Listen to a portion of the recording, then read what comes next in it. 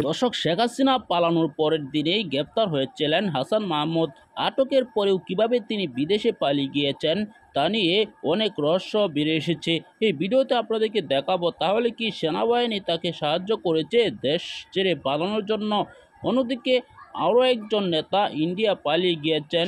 যেভাবে পালিয়ে গিয়েছেন এলাকাবাসী মুখ খুলছেন তার বিরুদ্ধে। আসুন দেখে আসি ভিডিওতে। অত্যন্ত গুরুত্বপূর্ণ একটি ভিডিও, তাই ভিডিওটি না টেনে পুরো ভিডিওটি দেখবেন।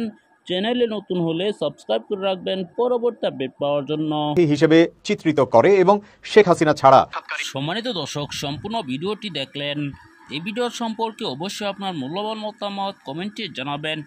দর্শক, 5 আগস্ট শেখ হাসিনা যখন দেশ ছেড়ে পালিয়ে যান তখনই আটক হয়েছিলেন হাসান মাহমুদ। একাধিক গণমাধ্যমে এই খবর প্রকাশিত হয়েছিল। এবার নাকি তিনি বিদেশে পালিয়ে গিয়েছেন। ফ্রান্সে তিনি পালিয়ে গিয়েছেন বলে জানা গিয়েছে। সেখানে থেকে আবারও মিটিং করছেন, আওয়ামী লীগ নেতাদের নিয়ে ষড়যন্ত্র করছেন অন্তর্বর্তীকালীন সরকারের বিরুদ্ধে। দর্শক, আপনারা এই ভিডিওতে যে তথ্যগুলো পেয়েছেন, এই ভিডিওতে এসব বিষয় নিয়ে আপনার কি মতামত জানাবেন। অন্যদিকে একজন বরিশালের মেয়র, তিনি যেভাবে সীমান্তে দিয়ে পালিয়ে গিয়েছেন তা নিয়েও এলাকাবাসী মুখ খুলছেন।